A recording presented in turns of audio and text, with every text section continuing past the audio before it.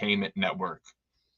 Please subscribe, hit that like button, and as always, leave a comment, and thank you for enjoying the video.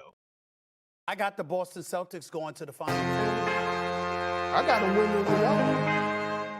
It's time to represent your city. Put your hands up. Cali, you know we do it for Boston. Hey, ain't nobody gonna like Boston. Yeah, hey, ain't nobody do it like Boston. Where the legends get made, where the banners get raised, bright lights, big stage. Boston. All the fire we bring in a city full of rings, it's a beautiful thing out in Boston. And you ain't hard like that. You don't put it on the line with your squad like that. That's right, Boston. All we do is win like cigars in the gym, and we at it again to say, Beantown, what's up? What's up? Beantown, what's up? What's up? Beantown, what's up? What's up? Beantown, what's up? What's up? Feel the energy shift, now we jumping at the gym. Represent, showing out how we ball above the rim. Larry Legend, 86, to the truth in 08. Cement your name with the all-time greats. Still banner 18 in the rafters. Celtic green, only green that matters. It's about that time. Ain't another city that's louder than mine. Always gonna shine with the game on the line. What you think was gonna happen, man? That's how we do it in Boston. Ain't nobody gonna like Boston. Yeah. Ain't nobody do it like Boston.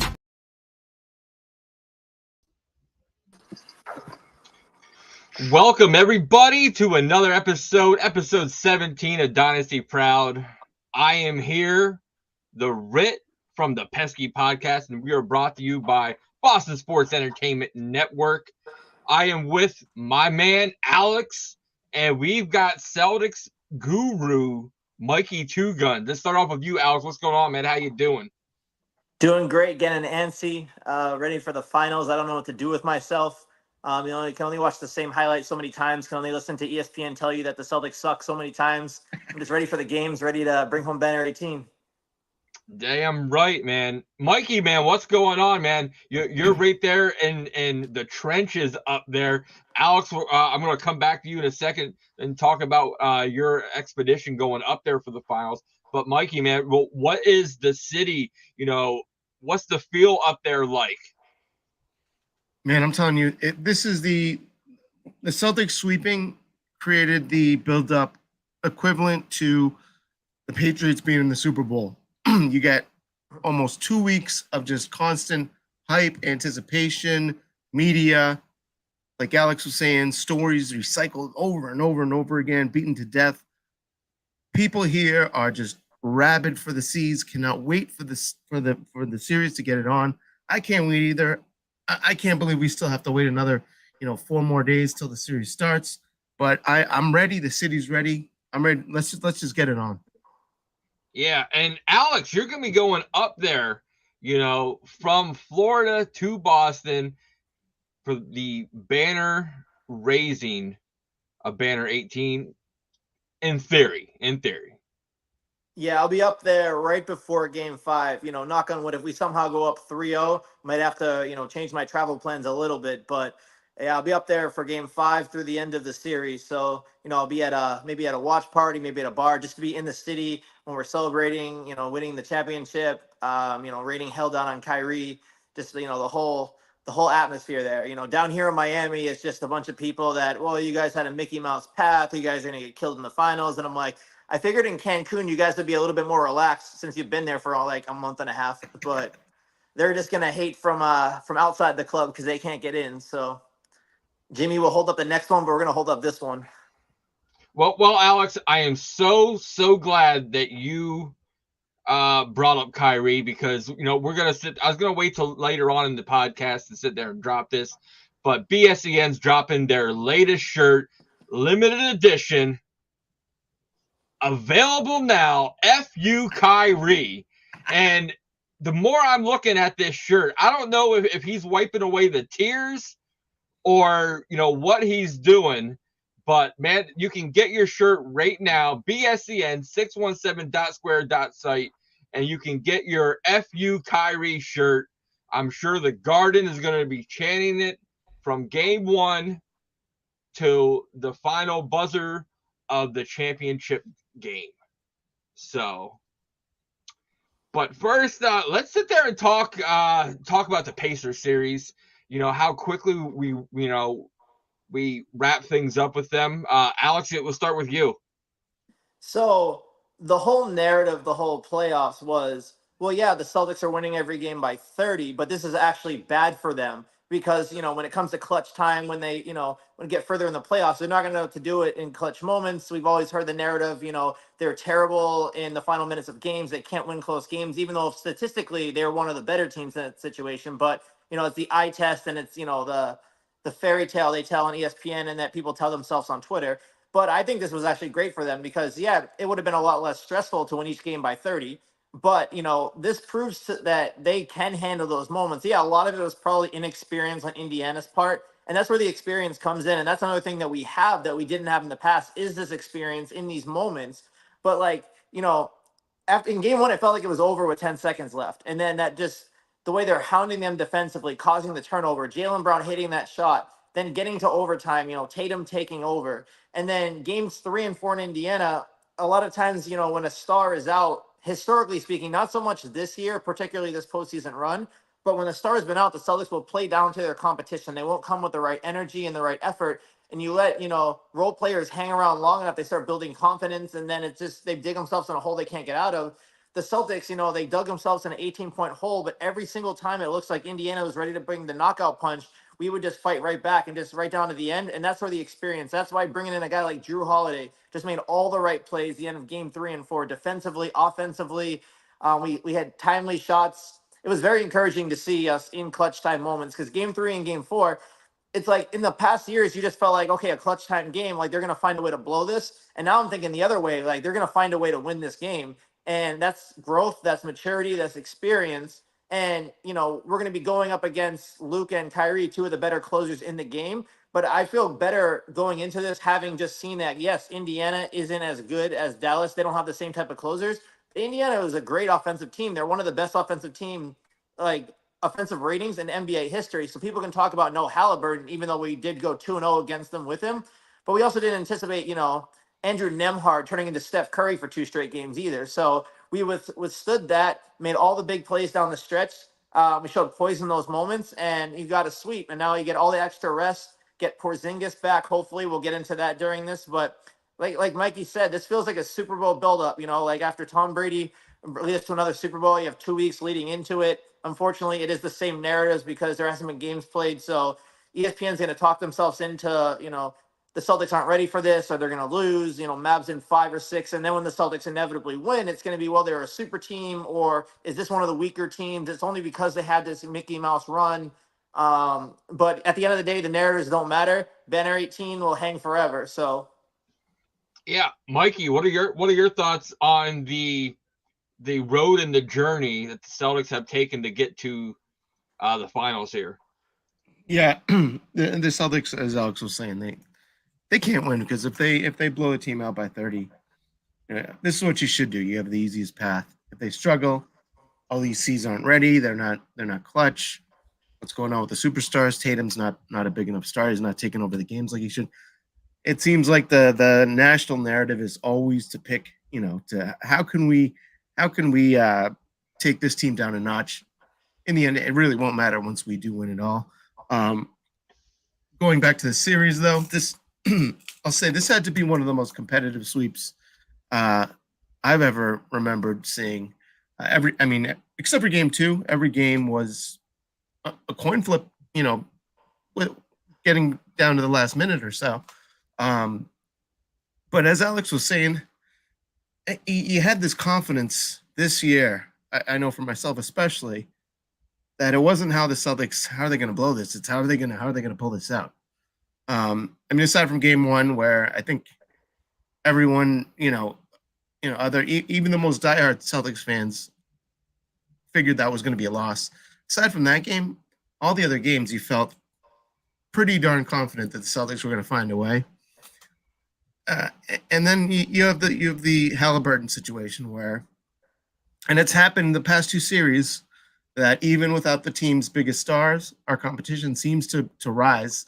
The secondary stars seem to elevate their game, and it was not a cakewalk. And I'd say the whole way through the first 3 rounds. So yeah, the critics will say we had the easiest path. We didn't, we faced teams that were depleted.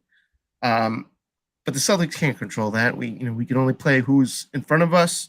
On top of that, there's a reason why we have the easiest path too, is because we had the best record. We earned that. So you can't fault us for, the path that we earned and the teams that we're playing. It's going to be different this round because Dallas is relatively healthy. They have their full complement of players. They have their 2 stars. I can't wait to see, how it's going to go with. We have so many ways we can beat teams. We have our offense, but as Alex was saying, in the Indiana series, you had new stars every game, like Holiday. You had White stepping up with the defensive presence. I cannot wait to see how they match up, how they go up against Kyrie and Luka, whether it's Holiday, Brown, whoever they throw at them.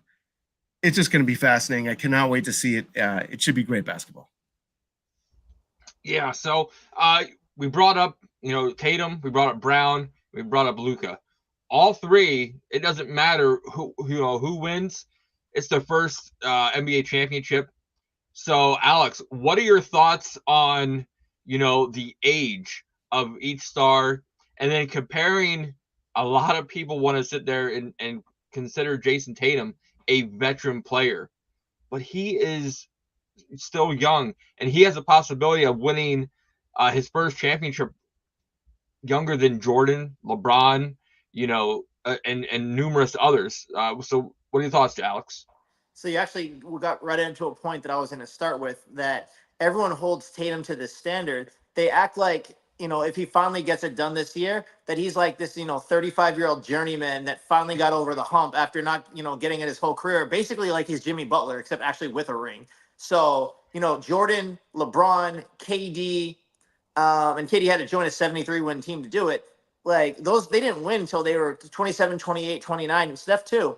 Giannis won it at 26. Like, Tatum's in his second finals at 26. He just turned 26 a couple months ago. So he gets talked about like, oh, this guy can't get it done. Meanwhile, Luka, he's 25. He's 1 year younger. This is his first finals. This was only his second conference finals appearance. But he's talked about like this prodigy. Like, not to knock on Luka, he's a great player. Like, he's a generational talent. But like the way they talk about Tatum, like look at Shai Gilgeous-Alexander. He's 9 months younger than Tatum. You would think he's like 10 years younger the way he talks about him. I'm like, oh, this up and coming star, future face of the league. I'm like, he's made the playoffs once prior to this season. This is the first time he actually won a round. So I think it's a little hypocritical the way they talk about it. I think this championship will cement him with the all-time greats. Like, he's actually going to pass in this series Kobe Bryant for the most points ever under the age of 27 in the playoffs. And, people will try to knock him for anything. And if you bring that up, it'll be like, oh, Tatum glazing Kobe. And he just gets this hate that doesn't make sense because, like, he doesn't talk trash. He doesn't act out. He's not flashing guns on IG. He's not, he takes care of his kids. He's a great player. He leaves it all on the court. He's very marketable. So I don't understand the hate for Tatum. You would like to think that when he wins the ring, hopefully in 2 to 3 weeks, that will go away. Obviously, some people just have this irrational hate of the Celtics that it won't go away. People on ESPN, I don't know what Perk's going to say. I feel like he'll go one of two ways. He'll either try to jump right back in the bandwagon. He's like, oh, my Boston Celtics, we completed the mission. Like, he'll go in that direction where he's not welcome here. Or he'll go in the other direction of like, yeah, well, it took you long enough. Well, you needed this super team. Well, you averaged 28, but Luka averaged 35. Luka would have got my MVP vote, even though they lost in 5. Like, I think ESPN is like the Celtics hating network, and you have to buy into that to, really make it there. And then you look at guys like Stephen A., who were like, I picked the Celtics. This was last week, like this past week. He's like, I picked the Celtics to win before the season started. I picked the Celtics to win before the playoffs. But after what I've seen from the Celtics this playoffs, I can't pick them in the finals. I'm like, after what you've seen, we're 12-2. We won in 4, 5, and 5. Tatum was pretty dominant throughout it. Like, I don't know what he's seen. We had a net rating of almost 11 after a regular season of a net rating of 11.5, which is the 4th best ever. Like, I'm not sure what he wants us to do, because if we had won all 3 series in 3 sweeps, winning by 30, his narrative would be, well, they haven't been tested. So it's like, damned if you do, damned if you don't. In the end, all that matters is the championship. But And one more narrative they had is like, oh, is this Tatum's team? Is this Brown's team? Would it be embarrassing if Jaylen Brown wins the Finals MVP? I don't think any of those guys honestly care. Like, they made a whole thing of like, oh, Tatum wasn't clapping hard enough for Jaylen Brown when he won the Finals MVP, which is like a joke of a narrative. Luke Cornett could win Finals MVP. I really don't care. Like, if they're holding the trophy at the end, like, it really doesn't matter who wins it. Jordan Wall should come in, and get that Finals MVP. Like, I think ultimately it probably would be Tatum or Brown, more likely than not. But, like, it really doesn't matter. People create narratives that we don't care about that, honestly, I don't think they care about. They just want to win. Yeah, that kind of, I always throw the comparison. I was always a huge Shaq fan. Whose team was that? Was it Shaq's or Kobe's? It didn't matter. Championships came, rings came. That's all they wanted. You know what I mean? And Tatum and Brown are the exact same way. Porzingis, Drew Holiday, you got White, you got Horford. They are a team. That's all they don't want and care about individual awards. You know what I mean? They want that ring.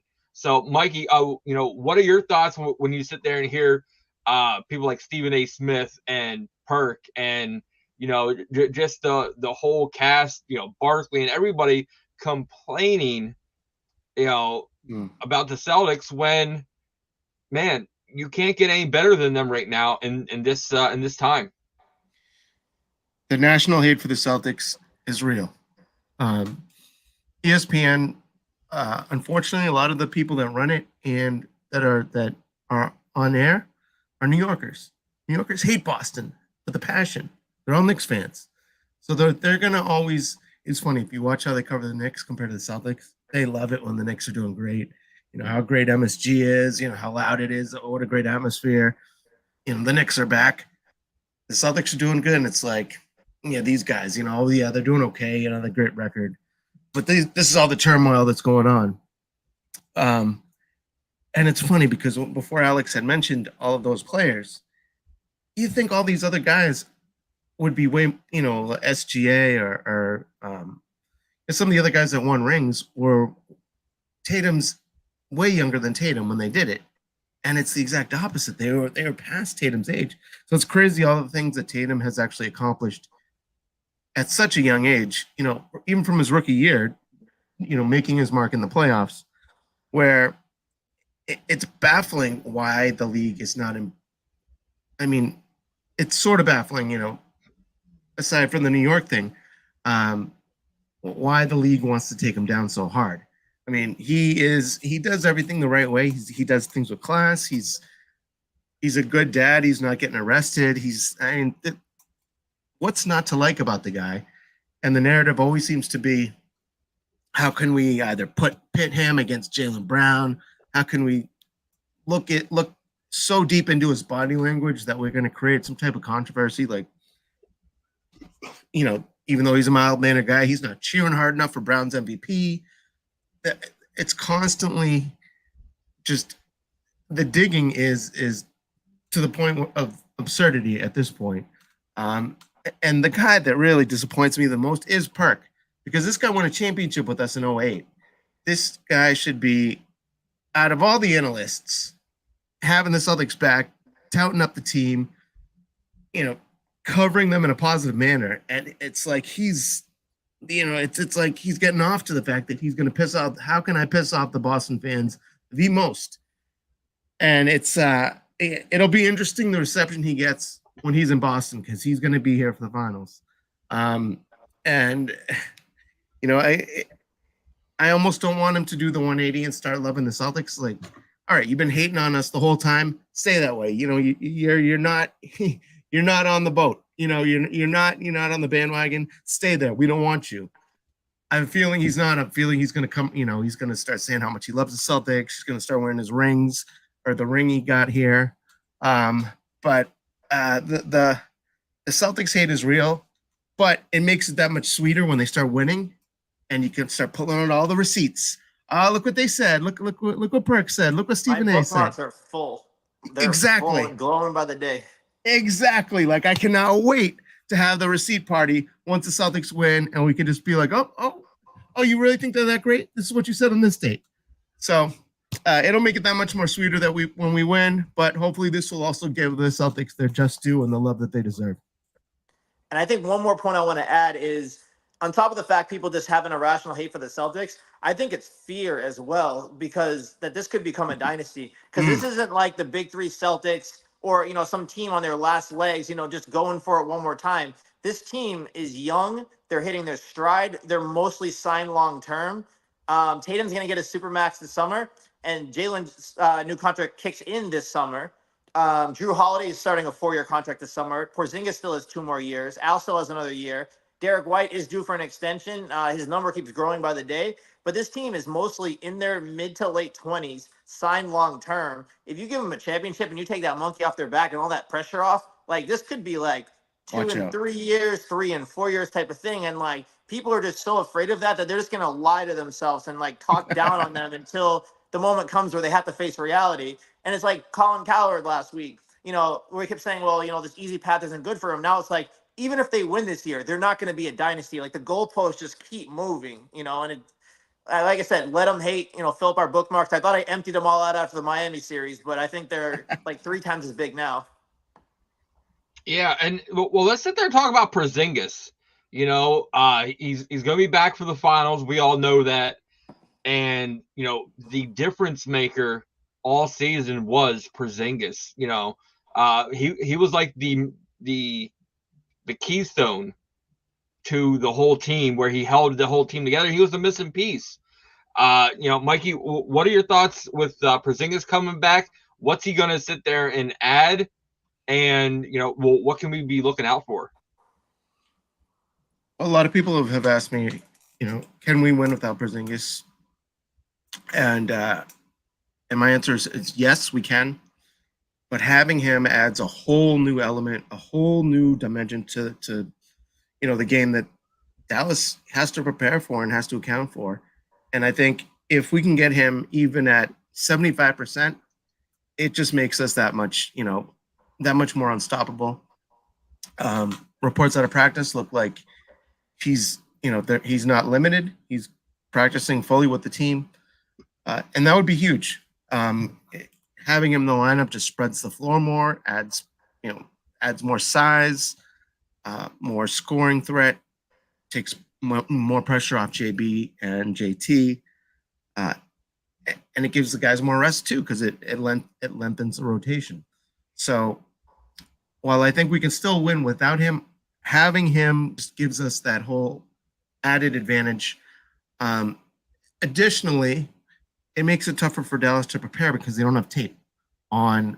He's played one or 2 games this postseason, but they don't have tape on it, on how the Celtics have been using him in the postseason. So that makes it even harder for Dallas to prepare because there's no tape on him.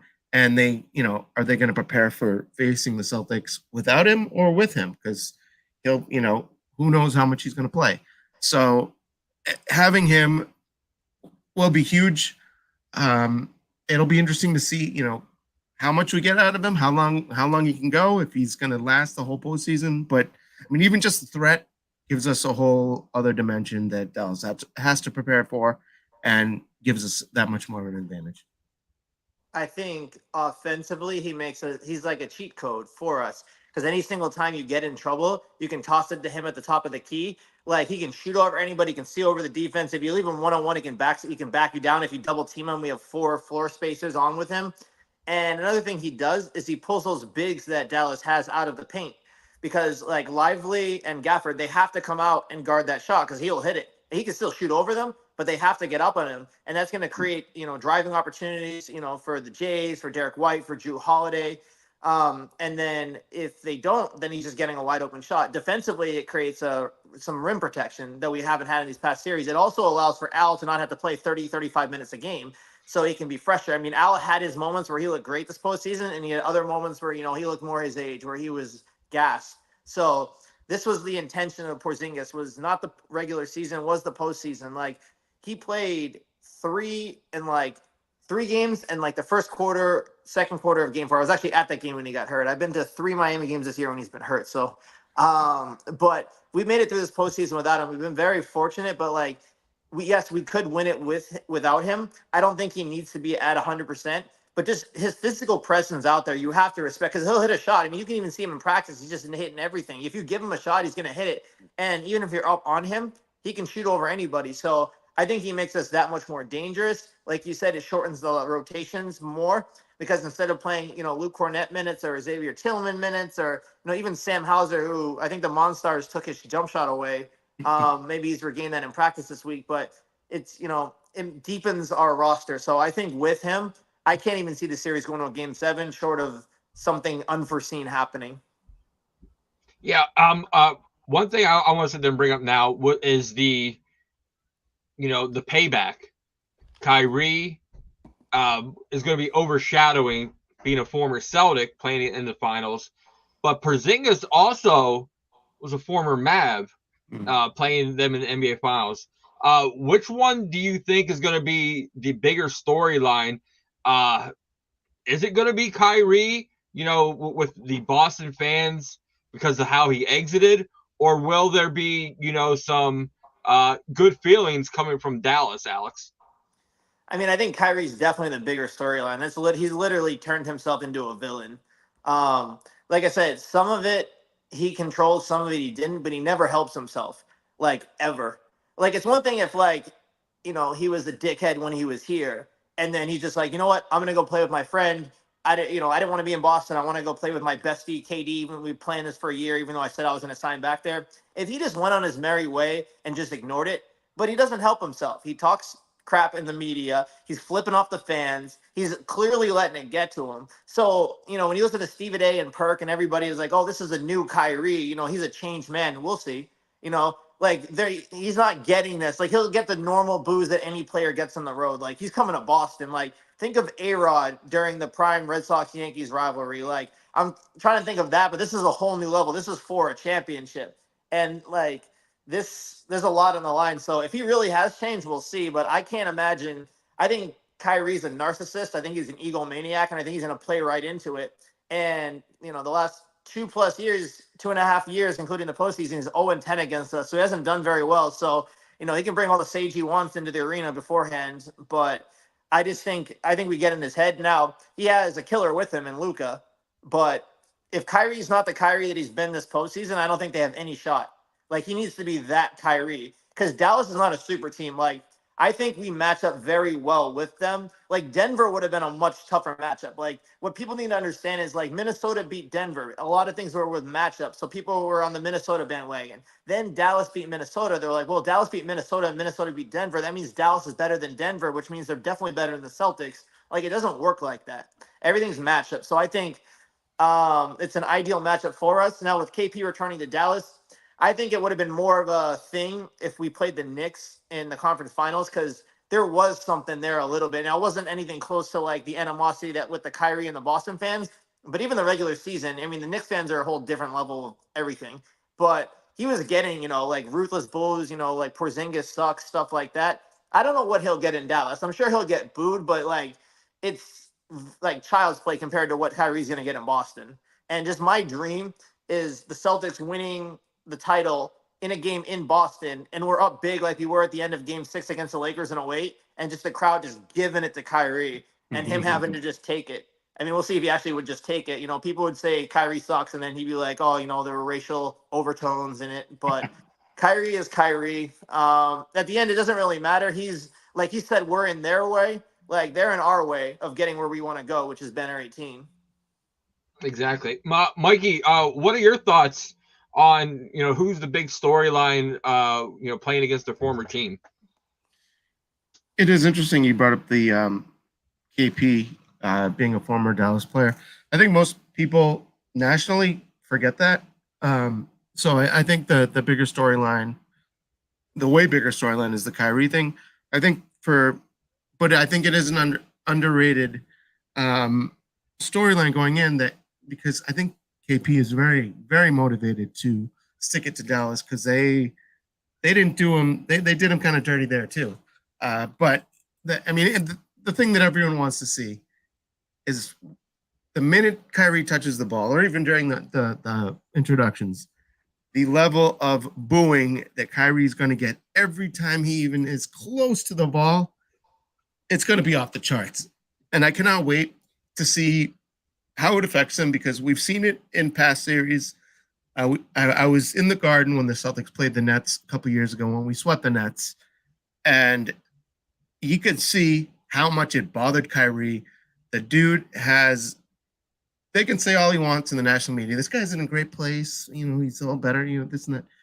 Leopard doesn't change his spots. This dude has the thinnest skin on the planet. He lets everything get to him. The Boston fans are going to just give it to him like you've never heard anyway, like you've never heard before. And I cannot wait for it. And he deserves every boo that he's going to get because of this dude was he was just a cancer here. He tried to really destroy the team. He was selfish while he was here. He was terrible within the locker room. He tried to divide the team. On the way out, he trashed the city, trashed the fans, called us all racist, called the city racist, stomped on Lucky. I mean, we don't forget that. We don't forget that. We don't forget that shit here.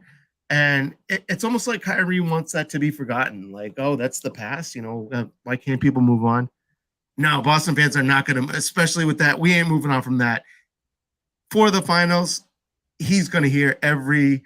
If I'm at one of the games and I'm not hoarse and able to speak after the game, I didn't do my job because Kyrie deserves to hear it from the fans, and I cannot wait to see him just quiver and just shrink to just the sensitive, thin-skinned player that he's always been. I cannot wait for it. Like, I just wish Thursday was tomorrow. It's going to be great. And I think that's going to be a huge advantage for the Celtics because it's affected him in the past, and I don't see any reason to see why it's not going to affect him coming up in this series. Yeah, the another person I want to sit there and touch base with real quick is, and it's another could be happy-go-lucky story, is Jason Kidd. He won a championship with Dallas as a player, and now he has the possibility of winning one as a coach too. So Alex, well, what are your thoughts on that? Jason Kidd, I gotta give it when he's played, hands down, he was exciting to watch. But he's done something with this Dallas Mavs team that possibly could be a once in a lifetime thing. Yeah, so he didn't start off his coaching career hot. I remember when he was in Brooklyn and he had a player run into him to knock over a drink so he could get an additional timeout to clean it up. And then just the way the season ended last year, you felt like, okay, well, the Kyrie Luka experiment, it's already not working out. And another place Kyrie went that doesn't work in another situation where everybody else is the problem but Kyrie to him. But, hats off to, Jason Kidd, because there's a lot of egos in that locker room. I mean, anytime you have Kyrie, it's a lot of them. Just in him. So, he's done a good job. If you watch him as a player, he's a very cerebral player, the same way Steve Nash was, which is why you thought he would have been a better coach. But yeah, it just, he has the team in line, the midseason acquisitions that they had of PJ Washington and Daniel Gafford, seamlessly fit in. It was like a perfect addition. Like when you look at Oklahoma City, where they were right there too, and they did nothing at the deadline. And then Dallas is the one that got the players, and they ended up beating Oklahoma City. So, it would be a good story. Unfortunately, I hope it doesn't come to fruition this season because, we need a championship. But then you look at the other side, Joe Mazzulla could be the youngest coach to win an NBA championship. He's actually younger than me, Joe Mazzulla. So, that's the coaching battle we're here to see, Jason Kidd and Joe Mazzulla. But to credit to Mazzulla, like a lot of things people got on him for throughout his first 2 years here, his first postseason run, he's corrected. And I even said that going into the postseason in one of our specials is that he has more time under his belt. Like he's been through the ringer here. Like he isn't just learning like, oh, this is my first playoffs. Like he's seen it. Like he made all the proper timeouts. He made the good substitutions. Even the one at the end of the last game where Tatum had 5 fouls, where Mark Davis was doing everything in his power to give Indiana that game. He knew he had a timeout coming at 3 minutes. There was a minute until that. He wasn't going to let Tatum pick up a cheap foul on defense and not have him down the stretch. Called timeout, pulled him out, got him a little bit of rest, and saved him from that potential catastrophe. Like, I feel like he's hit all the right buttons. At the end of the day, it comes down to the players on both teams. Like, the coaches can only do so much. Even if you look at it like an all-time great coach, it's the players who are going to do it. You can design things up. Like, you can look at the last play where, they threw to Drew Holiday fouling Jaylen Brown in the corner, But if Pascal Siakam, hits him earlier, or Jaylen Brown misses that shot, it's like, okay, well, was this the best shot, a contested shot in the corner? So at the end of the day, it's players' execution. But I think, it's an interesting coaching matchup for sure. I don't think either of them. I don't think there's a huge coaching advantage one over the other. Obviously, some people are like, well, Jason Kidd's more experienced and they just don't like the Celtics. So automatically that advantage will go to the other team. I really don't see a coaching advantage there for either of them. I think it'll come down to the players, and I think we have the more talented team. Okay. Well, let's sit there and let's go right into the bread and butter right now. The NBA Finals matchup between the Mavericks and the Celtics. I look back at the season, and I told you this last time that I was on here with you, Alex. Luka, all I remember from Luka is getting crossed over and falling. Like, yes, this man could put up 30, 40 points, but his defense is abysmal. And, you can't do that against the Celtics. You got to be able to sit there and play man. You got to be able to sit there and hold your own, because you can't sit there and play zone against this team, or you're just going to get eaten up. So, Alex, let's start talking a little bit about that, and then we're going to dive right into the matchup. So one reason I really wanted Dallas, and people are like, oh, you don't want Kyrie, you don't want Luka. It's like, it's matchup based. I've watched us play Dallas every single time we played them the last few years. I was actually in Dallas last year. When we won by like 40 down there. But every time we play them, every time we played Kyrie, every time we played Luka, we always find a way to switch Luka and Kyrie onto Tatum and Brown. Every single time. And they cannot guard them. Like, Luka may be a big body. He doesn't defend. Kyrie may try. He's undersized. Like, they cannot defend Tatum and Brown. And even still, them trying to defend Holiday and White, like, those are strong guards. Those are big guards. But like, we have more mismatches than they have. Like, Luka's a mismatch no matter what. We may have the two best defensive guards in the league with Holiday and White.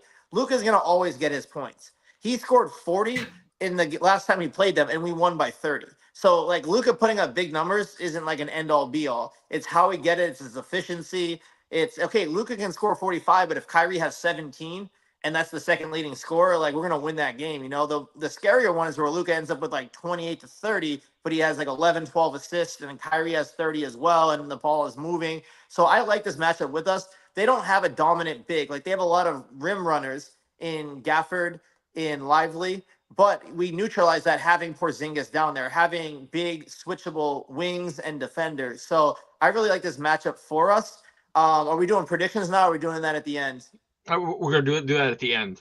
Okay, so I'll hold off on the prediction right now, but I like this matchup for us. It's favorable for us. I think Minnesota would have presented a bigger challenge with all their length. Like, from watching those games this year, they're big, long, physical defenders. Like, they had Jaden McDaniels on Tatum, and he did have 45 one of the games, but he had to work for everything. Like, Dallas does not pose the same type of, pressure defensively. Like, they have Jones, they have PJ Washington, who are very capable defenders, but they were not lockdown defenders. Like, I think Tatum and Brown are going to be able to get, for the most part, whatever they want in the series, similar to Indiana. And I don't think Dallas has the scoring threat that Indiana is. As crazy as that sounds, if you actually look statistically, numerically at it, like, Indiana pose a lot more of a threat because they can go 5 out and space the floor, kind of like we can, which is why they play like that. But they also play at a much faster pace than Dallas does.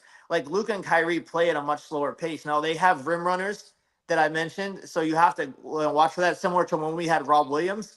But I just like this matchup for us, and I think defensively, with them guarding us, I like it. And then Jaylen Brown is one of the challenge. He's guarded Luka in the past. We're gonna be able to throw a Holiday at him. Luka's gonna get his numbers, but he's gonna have to work hard for him. Minnesota's a big defensive team, but the way we play defense is different, and we're the second best defensive team in the season. Mikey, what are your thoughts about the matchup so far? And the matchup coming into the finals. I agree with Alex. I think this is a great matchup for the Celtics. Just looking back at the games this year, you could see for guys like Jaylen Brown that they really took it as a mission to shut down Luka. And the last game in Dallas, it looked like Jaylen Brown almost wanted to embarrass Luka and really just show him, you're not better than us. You're not better than our defense. And look at the end of that last game, Luka looked kind of defeated. Like, all right, these guys locked me down. They got me. I think out of all the teams in the league to have, I think the Celtics out of all the teams in the league have some of the best matchups to defend a guy like Luka, to defend Kyrie, whether it's, Jalen, whether it's Drew, Luka's going to get his, as long as they shut down, like as Alex was saying, making sure he doesn't get, double-digit assists. I think the Celtics are the best team that's equipped to shut these guys down. It'll be interesting. I mean, it'll be a series of runs, and they're certainly going to have their moments. But I think the Celtics, as we saw in the earlier matchups, know how to defend these guys, and then they're going to make it really tough on them, to score. So it'll be interesting to see, how it plays out. Also, it'll be interesting to see how the game is called by the ref assignments, because if they're going to let them play, the Celtics can really lock them down. If they're going to be blowing the whistle every time, Luka touches the ball and gets close to someone, that's going to be something to watch for as well. But I think I love the matchup for the Celtics. I think our guys match up great, against, their two stars. And, like Alex was saying too, some of the other teams that we could have potentially played would have given us more problems with the size, which we don't necessarily have to deal with as much against Dallas. So I'm really looking forward to the matchup. Should be great. And to touch on one thing Mikey said, if you watch Luka, he's in two battles every night, one with the opposing team and one with the officiating. If Tatum was given the leash that Luka has, he'd be unbelievable, even more unstoppable. If you watch Tatum, he got teed up for looking at Tony Brothers when he hit a three and got fouled for looking at him. The next night, Luka is running up full sprint to him to scream in his face and nothing. So for the inevitable Tony Brothers legacy game to try to pull the Mavs even in the series, or, to give them life, watch the dynamic of the way Luka is allowed to speak to the refs and the way Tatum is. It's unbelievable. The way that those two guys, Luke, it's so animated. Tatum will probably get a technical in the series from either Mark Davis or from Tony Brothers hanging on the rim too long, doing one of these where he's running back on defense. While Luka is in full scream at the ref, and the ref just sit. Yeah. Him and Jokic do a lot of similar things, and maybe it's a European thing and they give him more leeway with it. But it's look at Draymond Green. If Tatum acted like Draymond Green, he'd be banned from the league right now. So, I mean, maybe when he wins the title this year, maybe he'll get more runway from the officiating. But that's just another side story to watch during it. Agreed. So, okay, well, let's get right into it. Predictions. Let's go. Who's going to win the finals? Finals MVP. How many games it's going? What else you guys want to do? You want to start, Mikey? Or you want me to go? I'll let you start off first, Alex. Celtics in 5. Jason Tatum's going to be the MVP. I think the reason that they gave the Eastern Conference Finals MVP to Jaylen Brown, it really could have gone either way. Statistically, if you looked at it, it probably should have been Tatum. But I mean, Jaylen Brown had the big shot. He made the big plays late. And because Tatum won it the last time, I feel like, if it was a coin flip, they were going to give it to Jaylen Brown. But I think this series, Tatum knows he underwhelmed and underperformed in the past finals. I think he's been waiting for this for 2 years. I think he's going to have a great series. Yeah, I mean, Luka is going to get his numbers. He may statistically be better than Tatum. There's a good chance he probably will be. But I think the Celtics are going to win all the games. I think 5, it could go 6. I think worst case is it goes 6, short of some major injury. And even if that major injury is Porzingis, knock on wood, I think that shouldn't really even change the series that much. It would have to be a Tatum or something like that. But I think Celtics in 5, I just think they match up really well with this team. There will be one game where, like I said, the Tony Brothers legacy game, or the game, we're up 2-0 and the league is not letting this be a sweep, something like that, or a late game clutch situation where they just have 2 killers and Luka and Kyrie down the stretch. Maybe they get a second one, but if I had to bet, which I shouldn't do because I'm not a good bettor, but I would say Celtics in 5. I don't see, I'll safely say this. and I said this before the postseason, I don't think the Celtics see a game 7 all postseason. I still don't think they see a game 7 all postseason. I think they'll end this in 5 or 6, but for the purpose of this exercise, Celtics in 5. Okay, Al, I sit there and I can go with everything, but for my MVP, and I'll wait after Mikey. I'm going to be the odd man out. So Mikey, what are you thinking? You're going with Pritchard, aren't you?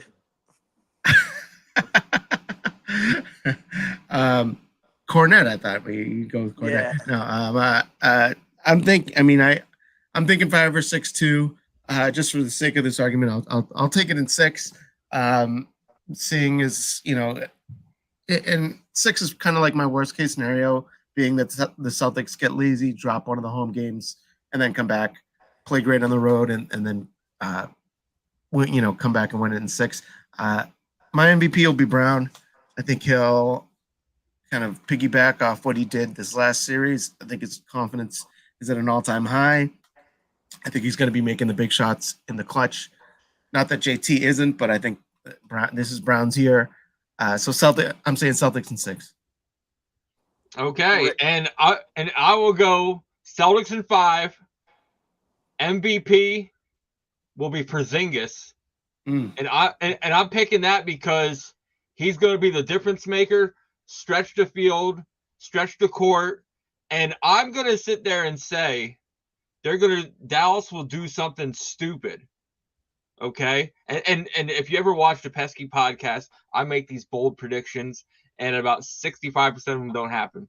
But I'm going to say they're going to know that they can't play man, and they're going to play zone, and the Celtics will run the whole offense Through Porzingis, and it's going to be their biggest mistake, and it might actually be better for them to play zone over man for most of the series, because we actually absolutely seen how bad Luka's defense is, and Kyrie's his ego is better than his defense. But I'm going to go Celtics 5 and Porzingis. So, wouldn't that be a story? You should bet on that too. You get really good odds on Porzingis right now. All right. So, okay, guys. Any final thoughts? We're going to sit there and go for a full court press here. Alex, final thoughts? I mean, this is exciting. And for Celtics fans out there, I know, we're good every year. We're just in the finals 2 years ago, but it's like, don't take these moments for granted. I remember we lost in the finals 2 years ago. And as I'm like coping that night, I'm like, we're just going to be back next year. And then we got like Malcolm Brogdon a couple weeks later. We just assumed all season we were getting back, which is what Jason Tatum said. They just couldn't, wait to get back to it. It's like, we waited all season for this. We're finally here. We finally have this moment. Don't let it, for the Celtics, don't let it pass you by. Take advantage of this. You don't know if you'll get another opportunity. If you get another one, who's on the team when that happens. Like, this is their moment. As a fan, it's really exciting. It's my birthday week. I have the NBA Finals starting. So, I got Boston coming up in a couple of weeks. So it's all really exciting. Just to think in 2 to 3 weeks, the Celtics could be champions. Been waiting a long time for this. So go Celtics. And, I just can't wait for Thursday night. Man, Mikey? Yeah, I mean, just to piggyback off that, what a time to be a Celtics fan. It doesn't get much better than this. It's the summer. We're out of the miserable weather from the winter here. Alex, you're spoiled here in Miami, but it's too hot. What a time to be a Celtics fan. If there's any opportunity to win it all, to start off potentially a dynasty, it's now. As fans, soak it in. This is one of the best times of the year to be in Boston. Pretty much the sports world is convening in Boston this week. So soak it up, enjoy it, and hopefully it'll be a great finals, and then we'll lead into a great parade, and this will be the start of something really special. Yeah. And I'm going to sit there and piggyback off both of you, but I'm going to sit there and expand it from the Celtics. Enjoy what the Celtics are doing. Enjoy this championship possibility, because if you look at the other sports, the Red Sox are a few years out, Patriots few years out, Bruins have great potential. Nobody thought they were going to be where they were this season, and they got as far as they did. Screw the Panthers. But the Celtics could be the backbone for what things to come for the city of Boston for years to come, which could lead right into, they hated the United States, hated the city of Boston from 2000 till 2018 for the amount of championships the city has won. So let's hope that the Celtics can restart that all over again and, kick it off with Banner 18. The, podcast is called Dynasty Proud. This is going to be a great time to restart a dynasty. So, guys, Alex, Mikey, thanks for sitting there and stopping by this talking. Let's sit there and try to recoup and re-catch up with each other after Game 2 of the NBA Finals when hopefully the Celtics are up 2-0. Sounds good, man. Looking forward to it. Go Celtics. Go Seas. Alex, look forward to seeing you up here in Boston. Yeah, man, definitely. It'll be fun watching them win the title together. Absolutely. So guys, make sure you head on over to @BSEN617 on Twitter and YouTube. Give us a follow. Give us a subscribe. Make sure you sit there and follow us on Twitter @DynastyProud18. Head on over to the shop and make sure you get that great limited edition FU Kyrie shirt. You wear it proud. I'm sure Kyrie will love to see that in the garden. So, but for Alex, for Mikey, and for myself, check you out next time on Dynasty Proud.